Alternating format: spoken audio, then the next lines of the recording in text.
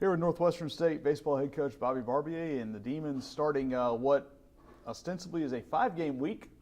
Mother Nature, as always in the early season, has her hand in this as well. First off, though, after a 3-week postponement, LSU coming to town. And, Coach, when we talked about this back in February, you said it was a big day then. It's still a big day. It's a big day anytime they come to town. You get an opportunity to prove yourself at home against an opponent like that.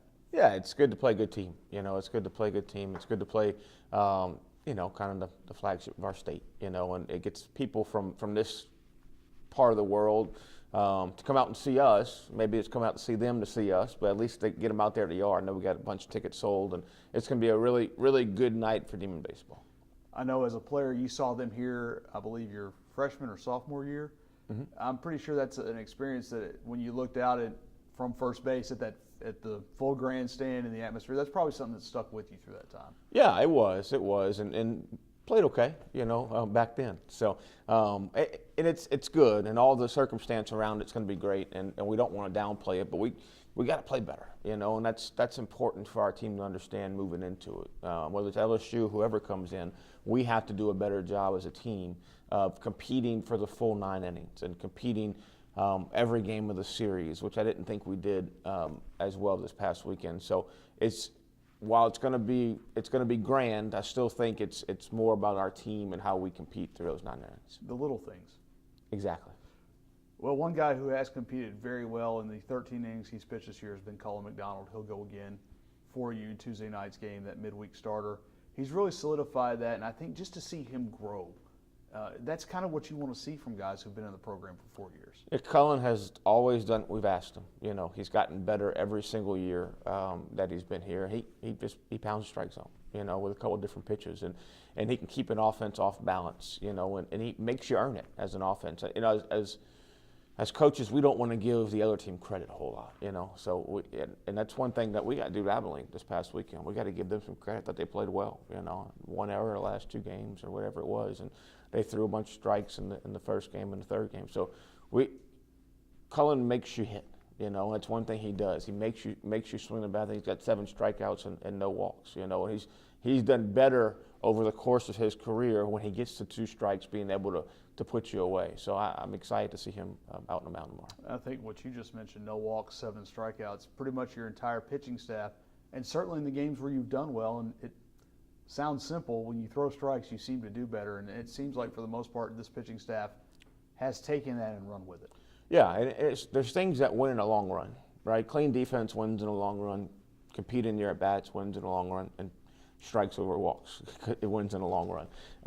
So maybe not in the short term. I know Sunday we had 10 strikeouts, no walks, which wins you a lot of ball games when you have those numbers. So maybe not in the short term, but over the long run, if we keep pounding the strike zone and limiting the free opportunities and the free bases, we'll win a lot of baseball games that way. We mentioned Cullen McDonald coming along. Caleb Ricka offensively has been really good the first 13 games of this year. He's done things that I know you want him to see. He had the 2 homers this weekend, and some of that may have been the park that was played in. For him, though, he's done, as you mentioned, I think starting the year, he's done what you've looked for him to do and what his game should be. Right. Well, the 2 homers he had were straightaway center field on a breaking ball, and then he hit one right field. And that's the difference that Caleb's showing this year. He's always been a talented player. He's always got some of the best bat speed on our team. He's the best runner on our team. He plays really good shortstop. So just a matter of him being able to keep himself in good counts and using the whole field. And that's why he's hitting 400 or whatever he's hitting, and not 260 like he has before. And if he can continue to do that and take his walks when they give him, he's a dynamic player. He's as dynamic a player in the league as we have in the league. If he can just keep staying locked in like he has been, of using the whole field, staying in good counts, leaving the slider away, down, and it's just there's no limit to the kind of player he can be. Well, LSU on Tuesday, you'll add an A on Wednesday. You got LSU A again, weather permitting, and that's something that became, I know, because of a relationship with their head coach that has a tie to here. Yeah, Stephen Adams, we played together here, a great friend of ours. So we're going to enjoy hosting him. There's no doubt about it, and hopefully we can make it kind of a yearly thing.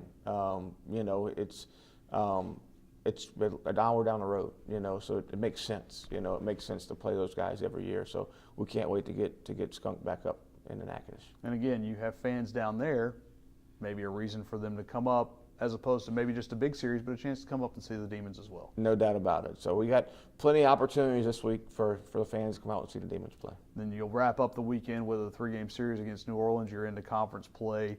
Again, your first one at home, and I think, as you mentioned, learning to compete, it's not just learning to compete on the road, but learning to compete wherever you play, as you like to say, regardless of circumstance. Yeah, it's just growing, it's just growing as a team. It's what we learned from this past weekend and this week, and take that into the weekend, or will we make the same mistakes? Will we learn from things we did well and continue to do those things as a group? I'm playing a bunch of different lineups right now, trying to figure out, the right sauce, to play.